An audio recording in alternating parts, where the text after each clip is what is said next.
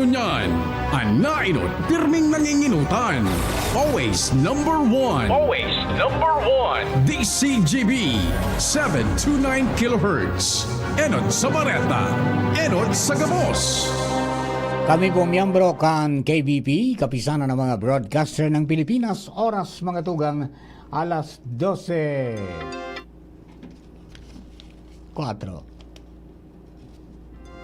Ipinipresentar kan Radyo DCGB ang kabilugan kan mga baretang kinalap kan pinagsarong puwersa kan News Center asin Mega Force Patrol. DCGB Bareta alas 12. DCGB Bareta alas 12. Mga pinakahuring pangyayari sa Kabikolan, sa nasyon asin ibang parte kan kinaban. Ibabareta na ngunyan. DCGB Bareta alas 12. Ngunyan ang sa inyong tagapagbareta. Marhay na ito mga tugang. Biyernes po nganyan, petsa 5 sa bulan kan Hulyo 2024. Inang bareta alas 12 asin kami ang sendong mga giging tagapagbareta. In Baloloy. Ako man po si Mardila Dainiba. Enot sa headlines itong drakulang mga bareta ngunyan sa lado lokal, Social Security System o SSS magkakaigo ni National Registration Caravan sa nagkapirang lugar sa probinsya ni Albay. Sobra sa 375,000 pesos na kantidad nin illegal na droga na kumpiskar kan kapulisan sa nakaliis na 24 oras sa rehiyon kan Bicol. Albay Electric Cooperative walay ko piglinaw na daay pa nakakaputan kan sendang kooperatiba ang 500 milyon pesos na pigtagama na fondo kan Aleco o kaya kan Ako Bicol Party List para sa Saindang Rehabilitation Fund. Ikalimang pwesto, target kan Bicol Region sa palarong pambansa ngunya na taon. Sa bareta niya to sa Radyo Nasyonal, Presidente Bongbong Marcos kontento sa pigpresentar na updated Territorial Defense Plan kan Armed Forces of the Philippines. Release kan 27 billion pesos na health emergency allowance, good news para sa mga health workers, lalo na sa mga nurse. Department of Agriculture nagpatanid sa publiko na daay pag-abusuhon ang 29 peso program. Seguridad ni Senator Risa Hontiveros hinigpitan dahil sa investigasyon sa Pogo sa Nasyon. Sa bareta niya to sa ibang nasyon, Hurricane Beryl nagdara ni matinding danyo sa Jamaica. Baretang sports, tsansa kang Pilipinas sa Paris Olympics, buhay pa mas kinadaog kan Georgia Kasubanggi. Yan ang headlines ngunyan sa detalles ka mga bareta, enot sa lado lokal. Ang baretang ini hatod sa Indukan. Nutroplex with Talino Booster Formula. Tulong para bilis isip, todo focus, at bilis diskarte pa. Ipig-anunsyo kan Social Security System o SSS na magkakaigwaan sa indang ahensya kan National Registration Caravan sa nagkapirang lugar sa probinsya ni Albay. Sigon kay SSS Legazpi Branch spokesperson Janet Mapa, gigibuhon ang National Registration Caravan sa siyudad ni Legazpi asin Ligao City, Daraga asin Ginubatan Albay. Sinabi ni Mapa, mapo na nasabing caravan sa Hulyo 8 asin madurar sa Hulyo 15, 2024. Kamautang kaini na maserbihan ang publiko na ma-update ang sendang detalles sa pagi kan streamline SSS registration process. Ang baretang ini hatod sa Indukan. Liver Aid Silimarine Capsule. Liver Aid. It's liver or lover, boys. Sobra sa 375,000 pesos na kantidad nin illegal na droga ang nakumpiskar kan kapulisan sa nakaliis na 24 oras sa rehiyon kan Bicol, ini base sa ipinaluwas na Daily Operational Accomplishment Report kan PNP Regional Office 5 ngunya na aldaw Hulyo 5. Anasambitan ng kantidad hali sa 7 na anti-illegal drugs operation kan kumandansya kung sain 8 na mga personang imbuelto digdi ang naarestar. Mientras tanto, 5 man na loose firearms ang nakumpiskar as sina isurrender sa mga autoridad mantang kasabay man kaini ang pagkakaarestar kan nasa tulo na most wanted persons, asin na sa 14 na iba pang mga wanted na persona sa rehiyon. Katakod kaini, sinabi ni PNP Bicol Regional Director, Police Brigadier General Andre Dizon, na sa paagi kan collaborative efforts kan Kasurug Cops, nagiging makusog ang pagprebentar asin pagkontrol kan mga illegal na aktibidad sa palibot. Ang baretang ini hatod sa Indukan. Sa sakit ng ulo, mag-Biogesic agad. Ramdam ang alaga. Most doctor prescribe pa. Biogesic. Ingat! Piglinaw gan Alba Electric Cooperatibo Aleco na dai pa nakakabutan kan sendang kooperatiba an 500 milyon pesos na pigtagama ng fondo kan ako Bicol Party List sa pagikan Committee on Appropriations para sa sendang Rehabilitation Fund. Sigong kay Aleco spokesperson Ans Galero, nagahalat pa sinda sa National Electrification Administration o NEA bilang iyo ang implementing agency kanasabing propesto. Magiramduman na enot ng sinabi ni ako Bicol Party List Executive Director Alfredo Garbin Jr.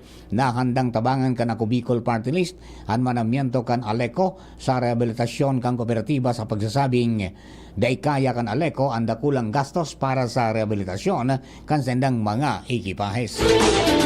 Ang baretang ini hatod sa Indukan. RightMed. Pag may check, that's the right one. The right one is RightMed. Ikalimang pwesto ang pigtatarget kan Bicol Region sa maabot na palarong pambansa sa maabot na Hulyo 9 sagkod Hulyo 16, 2024 sa Cebu City. Inidahilan ta aminado man si Department of Education o DepEd Bicol Regional Director Gilbert Sadsad na medyo alanganin pa na madaog kan Bicol Region ang mga darakula asin mas matitibay na mga rehiyon. Kun kaya pigiinguwa maninda ang sa indang mga players na makuhaan ikalimang pwesto sa pagtapos kan palarong pambansa sa Hulyo 16, 2024. Mientras tanto, sigun kay Sadsad na dakula man ang pag-asa kan rehiyon Bicol na makakuha nin mga ginto sa mga kawat na athletics asin track and field asin makusog man ang Bicol Region sa kawat na arnis, taekwondo asin boxing kun kaya ang bilog na ahensya kan Department o DepEd Bicol mapahiling nin makusog na suporta sa mga atleta nga Bicolano. Ang baretang ini hatod sa Indukan. Healthy energy na ba ang hanap mo? Mag-Enervon araw-araw.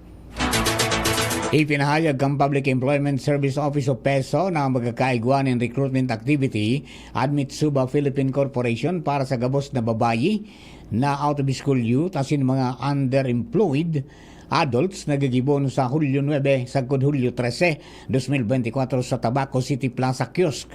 Ang mga kwalipikadong aplikante si ang dapat na babayi, single, may edad na 18 sagkod 39 anyos, asin at least maabot man, kaya naabot man ang junior o senior high school. Ang mga hire na aplikante, tatawanin libreng transportasyon, pasiring sa Batangas, libreng pagkaon, asin may dilihensya o inka o kaya sweldo na 479 pesos kada aldaw. Ang baretang ini hatod sa Indukan. Unilab. Yan ang alagang Unilab. Dinagsanin kadakol na tawo ang libreng medical asin dental na serbisyo na pig-opresir sa Tarabangan Caravan kan Ako Bicol Party List para sa mga residentes kan Tiwi Albay ngunya na aldaw Hulyo 5. Ang aktibidad haluin ng pigigibo kan AKB kung sain parte kan advokasya kaini na mairani sa mga residentes kan hararayong barangay ang mga serbisyo medikal para man masiguro ang baskog an sa indang lawas asin wara nin anuman nakahilangan. Apwera sa mga libreng dental asin medical na serbisyo, magkakaigwaman nin ceremonial turnover kan mga wheelchairs para sa mga nagkapirang benepisyaryo kaini asin demo training on basic solar installation and setup na pig-opresir kan Technical Education and Skills Development Authority o TESDA. Ang baretang ini hatod sa Indukan. Aluminum hydroxide, magnesium hydroxide, Simeticon, Kremel S. Hyperbilis. Bilis. Bilis sa hyperacidity in as fast as 5 minutes. Inasigurar ni Gobernador Grex Lagman kan probinsya ng Albay na tatawaning kasincentive sa mga atletang albayano na magrepresentar sa Bicol Region sa maabot na palarong pambansa sa Cebu City ngunya na Hulyo 9 sa Hulyo 16 ngunya na taon. Sigon sa gobernador, makakaresibi nin cash incentive ang mga atletang makakauli nin medalyang bulawan, silver as in bronze, 25,000 para sa gold medalist, 20,000 pesos para sa silver medalist, as in 15,000 pesos man para sa bronze medalist. Pera pa ini sa itatauman kan DepEd Schools Division na dagdag pa kan Albay Matibay Foundation Incorporated na 15,000 pesos para sa gold medalist, 10,000 pesos para sa silver medalist, as in 5,000 pesos man para sa bronze medalist. Pigigibo ini para mamotibar matawanan nin honra ang mga nagrepresentar sa probinsya Kanalbay. Iprinisentar ni Bicol Medical Center o BMC Chief Dr. Ronnie Gigantone kay DOH Bicol Regional Director Dr. Rodolfo Albornoz ang sa indang plano para sa enhancement kan BMC facilities as in establishment kan bagong urgent care and ambulatory service sa Naga City as in BMC Department of Psychiatric sa Kadlan, Pili, Camarines Sur. Sigun kay Dr. Gigantone, makakatabang ining marhay sa outpatient consultation as in emergency care bilang pagpapadagos kan sa indang marhay na serbisyo pang salud sa publiko. Ang ginibong pagpresentar ni Dr. Gigantone kan planong kasabay kan pagbisita kay BMC kan DOH Bicol Director kasabay si Assistant Secretary of Health Dr. Ariel Valencia. Bagat primerong parte po yan kang bareta alas 12, mga bareta sa lado lokal. Ang bareta nato sa lado nasyonal, ibang nasyon sports sa siniba pa, makalis lang gani. Kaming magtutropa, laging ganado. Sa trabaho, Ganado! Sa pamilya, Ganado! At syempre, kapag good times, ganado! Ang mga selebrasyon kasama ang tropa, walang katulad basta may moderation, healthy lifestyle at Liverade. Ang Liverade ay may silimarin na maaring makatulong sa kalusugan ng atay. Araw-araw kaming umiinom ng Liverade dahil kami ay Ganado sa kalusugan! Liverade, It's Liver Lover, boys! Mahalagang paalala, ang Liverade ay hindi gamot at hindi dapat gamiting paggamot sa anumang uri ng sakit. Tulong proteksyon at pampalakas sa kalusugan ng atay. Liverade Silimarin Capsule. Mabibili sa mga leading drugstores nationwide. May iba't ibang karamdaman ka ba gaya ng high blood pressure, diabetes, sakit sa puso, sa kidney, sa atay, may myoma, na stroke, may gallstones, cancer at marami pang iba? Ang Amazing 4 ng Miracle Health Corporation ang subukan mo. Makakatulong dahil mula ito sa epektibong Amazing Trio at mas lalo pang pinalakas dahil sa Mega 1 na mayroong 21 sangkap. Subok ng nagpapalakas ng immune system at marami na ang mga natulungan na mayroong iba't ibang karamdaman. Huwag nang patagalin pa. At magpakonsulta. Maaaring pumunta kay Doc Joey Bitito sa Barangay 18, Cabangan West, Legazpi City, kaharap lang ng Bangko Sentral ng Pilipinas. O tumawag sa 0998-975-8121 or 0917-853-8933 para sa free consultation sa natural medicine. Mapapanood din ang serbisyong natural, kalusugan at bayanihan sa YouTube channel at sa Facebook page na Doc Joey Bitito. Kitang mga Bicolano, uragon, sabay-sabay manan mga kadipeselan, kakayanon taan. Kaya pag sabay-sabayan helang o kamatean, arog kang bagat na may kulog kipayo, bagat na may kulog kihawak o may kalintura, discarding uragon ang kaipuhan. Discarding Rexidol Forte, mas makaskas na banat sa apat. Faster versus paracetamol in as fast as 30 minutes. Unilab yan. Paracetamol caffeine is the generic name of Flexidol Forte. If symptoms persist, consult your doctor. Adrian Salceda, Adrian Salceda.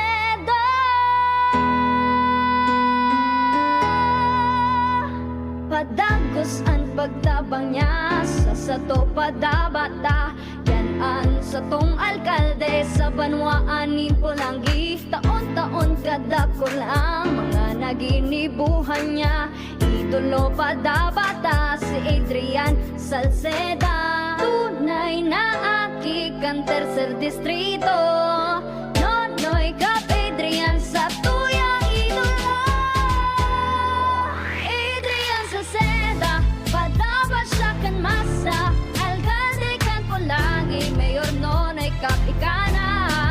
Adrian Salceda, pag-asenso na matita. Banuan kan Pulangi, kay mayor nonoy kap.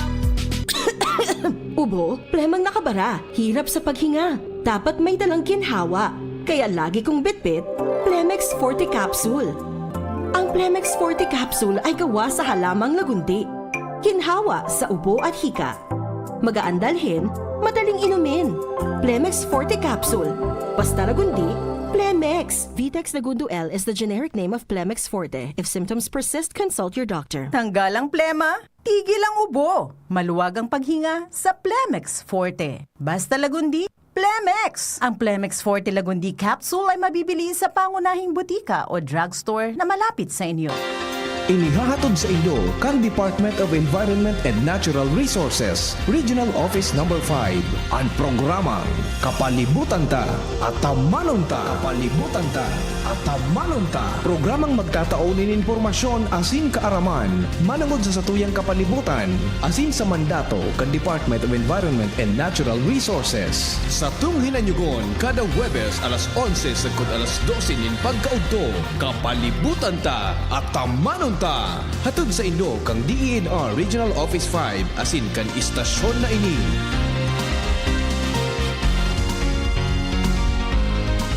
Ang Albay Electric Cooperative Incorporated or ALECO nagaako na din mga aplikasyon para sa Lifeline Subsidy. Ang mga kwalipikado digdi iyo ang mga Pantawid Pamilyang Pilipino Program or 4Ps beneficiaries asin itong mga marginalized consumers. Para sa mga miyembros kan 4Ps, kaipuhan sa aplikasyonan sa inyong 4Ps ID asin latest bill. Para sa non-4Ps o itong mga marginalized consumers, ang mga requirements iyo ang mga minasunod. Certification halay sa Social Welfare and Development Office sa indong syudad o munisipyo na nagpapatunay na ang aplikante sa rong low-income earner base sa latest poverty threshold na ipigmok na kan Philippine Statistics Authority government-issued ID as in latest bill. Pagirumdom na ang diskwentong ini automatikong ia-apply sa monthly consumption kan mga kwalipikadong aplikante na day mahalangkaw sa 25 kWh.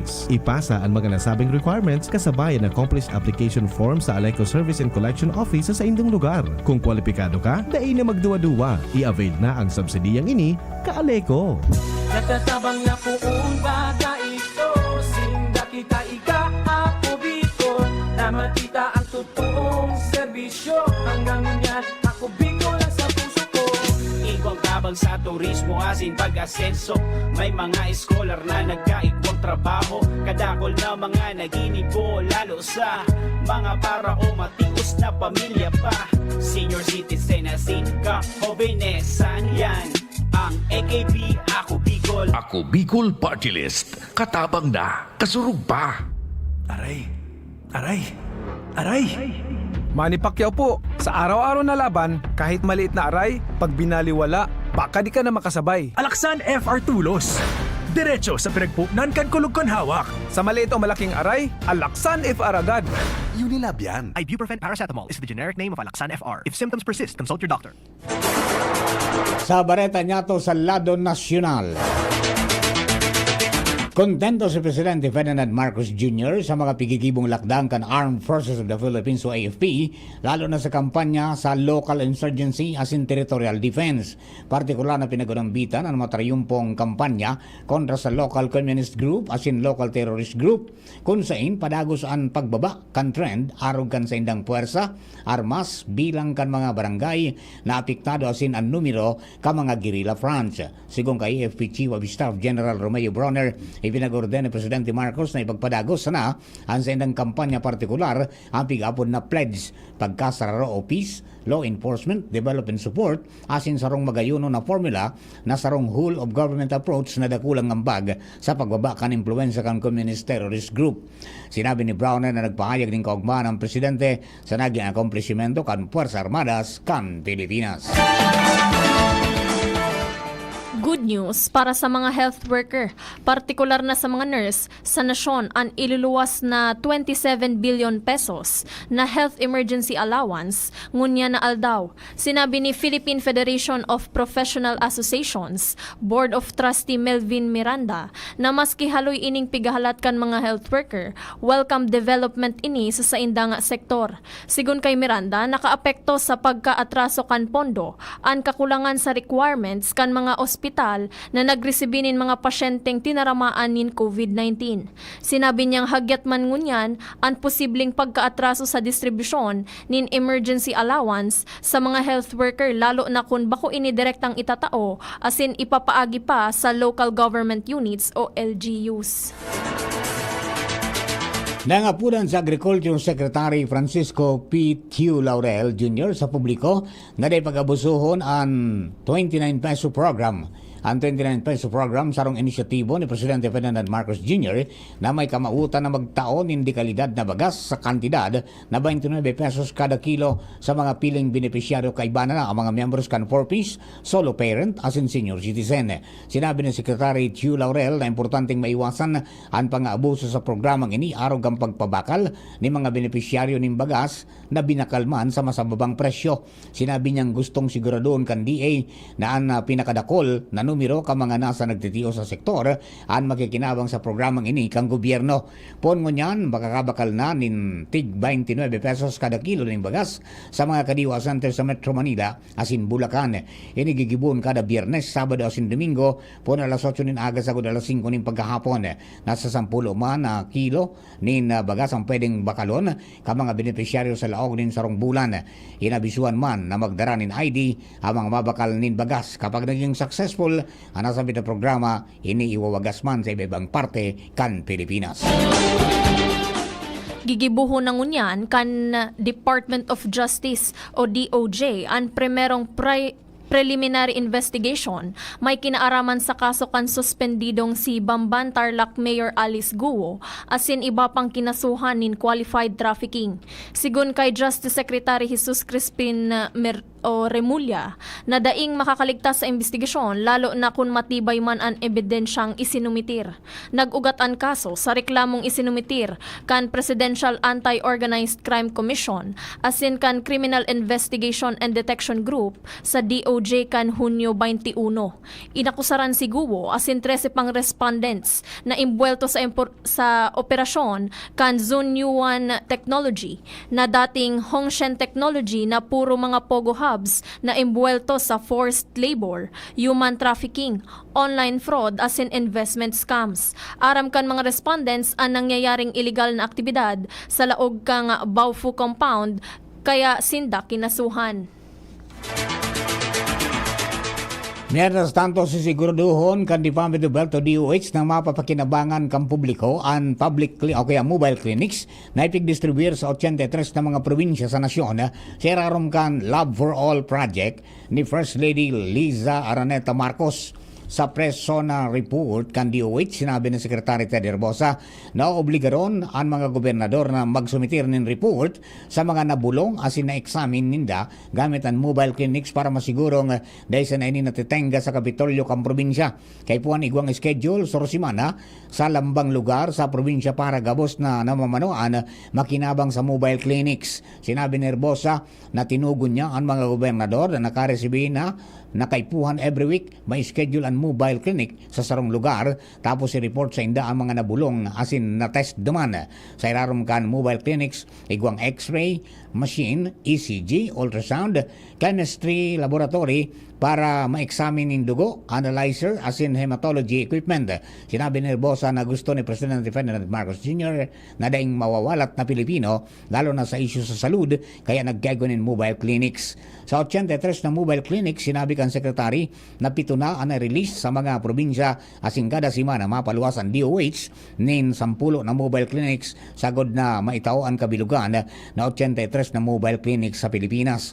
Piglinaw ni Herbosa na libre ang pagpa-examine sa mobile clinics dahil sa simbagon kan indigency funds ang serbisyo asin kakuan man ni kan PhilHealth para masustiniran ang pagpupondo asin mapadagos ang pagtabang sa mga nagtitiyos para magpa-ospital. Naghihigpit naman sa iyang seguridad si Senator Risa Hontiveros dahilan kan pangingenot sa investigasyon sa mga illegal na Pogo Hub sa nasyon. Magigirumduman na nagkapirang tauhan kan Presidential Anti-Organized Crime Commission asin mga testigo laban sa Pogo ang nakakaresibingon niya nin mga patakot sa saindang seguridad sa buhay. Sigon kay Hontiveros, igwa siyang security asin nagiging maingat naman siya para sa iyang kaligtasan mantang padagos na pigo-otob an sa iyang trabaho. Sinabi niyang marikmat siya sa siring na issue, partikular sa mga pagkakataon na mainit man ang investigasyon sa Senado. Dagdag pa kan senadora, padagos nindang pigmo-monitor ang sa indang seguridad asin naglalaom na daay umabot sa punto na makakaresibir siya nin patakot sa iyang buhay. Sa iba pang bareta niya to, sa bareta sa ibang nasyon, ribo-ribo mga residentes kan Jamaica nawaran in supply kan kuryente dahil sa pagrapado kan Hurricane Beryl.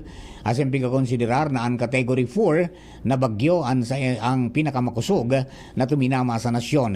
Nagdaranin matinding paguran sa nasambit na nasyon na minabot sa 12 oras asin nagdaraman ini mga pagbaha. Tinanggal na ninda ang hurricane warning asin sinalidahan na sana kan flash flood watch. Sa ngunyan, nagluyan ang hurricane asin naging Category 3 storm na sana ini. Nasa 12 man nakatawa nagadan sa pagtama kan Hurricane Beryl sa Caribbean. Baretang sports, buhay pa ang tsansa kan Pilipinas sa Paris Olympics. Diit pang masaraduhan pero nagibuhanin paagi kan Gilas Pilipinas na magmarcha sa semifinals kan FIBA Olympic Qualifying Tournament sa Riga, Latvia.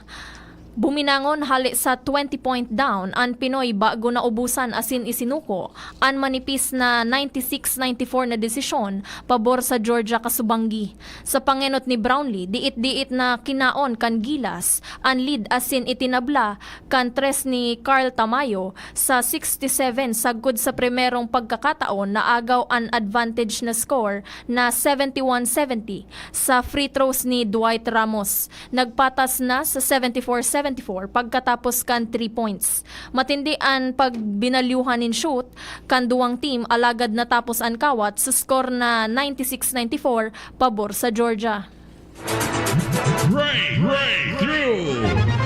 Sa katuyang bareta sa siyensya at teknolohiya, lead glove ang kasimbagan ka mga eksperto sa siyensya at teknolohiya sa kinaban sa problema ka mga mekaniko asin iba pang trabahante sa mga pag-irahay sa mga piot asin pikiting lugar.